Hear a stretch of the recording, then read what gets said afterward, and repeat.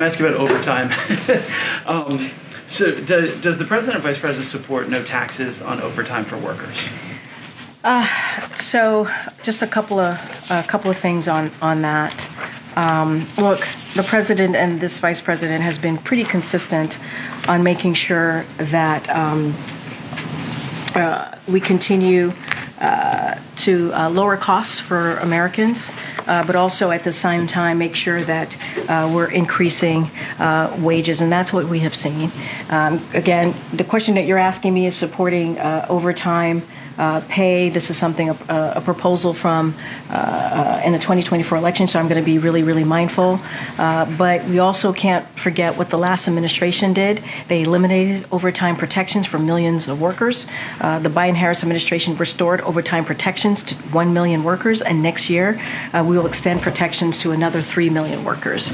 That means our administration is ensuring higher paychecks and more time with family for millions of Americans after the last administration took that away. And so we cannot forget that, what this administration has done and versus what the last administration has done. So from January 2021 to now, overall prices are up 20%. Food at home is up 21%. Electricity is up about 28%. And the list goes on. Does the president believe that Americans are better off now than they were 4 years ago? Yes. And I understand what you're asking me. I get it.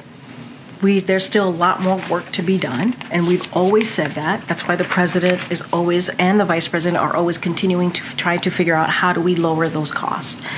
And we cannot forget what happened 4 years ago. We cannot forget what this president and this vice president walked into, what they inherited from the previous administration. And so it was an economy that was a free-for-all, that was a once in a century pandemic. There was no comprehensive plan to deal with that pandemic. The president and Democrats in Congress passed the American Rescue Plan, shots in arms, money in pockets.